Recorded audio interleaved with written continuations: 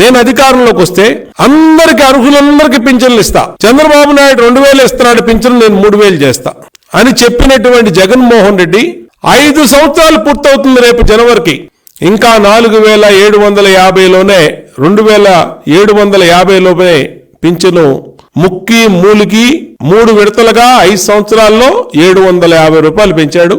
ఎన్నికల్లో మళ్లీ మోసం చేయడానికి 250 రూపాయలు పెంచుతూ జనవరి నుంచి ఇస్తానని చెప్పి మళ్ళీ ప్రకటన చేశాడు. అంటే తెలుగుదేశం హయాంలో 200 నుంచి 2000 చేయటం వల్ల ప్రతి పింఛన్దారుడు నెలకు 18,000 రూపాయలు చొప్పున, సంవత్సరానికి మరి 20,000 పైన అదనంగా తెలుగుదేశం పార్టీ హయాంలో లబ్ధి పొందితే, జగన్మోహన్ రెడ్డి ప్రమాణ స్వీకారం రోజున కూడా 3,000 రూపాయలు చేస్తున్నానని చెప్పి 5 సంవత్సరాలైనా 3,000 ఇవ్వకపోవటం వల్ల ప్రతి పింఛన్దారుడికి ఈ ప్రభుత్వం 30,000 ఎగ్గొట్టింది.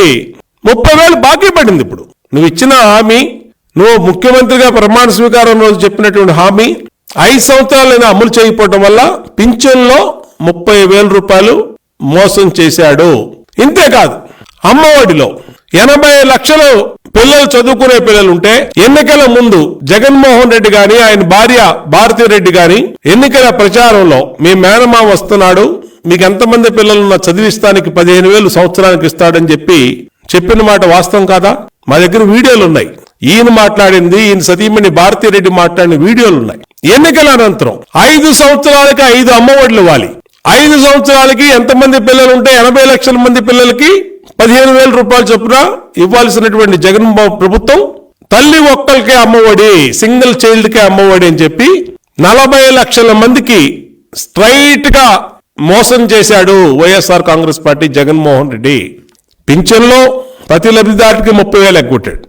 అమ్మఒడి అని చెప్పి 40 లక్షల మందికి 15,000 రూపాయలు, ఒక తల్లికి 5 సంవత్సరాలకి 75,000 రూపాయలు చొప్పున జగన్మోహన్ రెడ్డి బాకీ పడ్డాడు. జగన్మోహన్ రెడ్డి మోసం చేశాడు.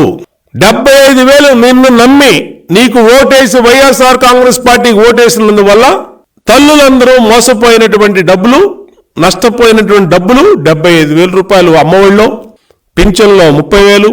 అట్లాగే ఈ రాష్ట్రంలో చేయూత అర్హులు 1 కోటి మంది పైనుంటే వీళ్ళ ప్రకటనలోనే 3 లక్షలు 4 లక్షలు ఇచ్చి చేతులు దులుపుకున్నారు. కాపు నేస్తం అని చెప్పి, కాపును మహిళలందరికీ 18,000 రూపాయలు అని చెప్పి ఏదో మేలు చేస్తున్నట్టుగా మాట్లాడి కాపు కార్పొరేషన్ మూసేసి, కాపు నేస్తంలో ఈ రాష్ట్రంలో 50 లక్షల మంది కాపు మహిళలుంటే 30 లక్షల మంది కాపు మహిళల్లో అర్హులుంటే 2,20,000 మందికి ఇచ్చి వాళ్ళకి ఎగ్గొట్టాడు.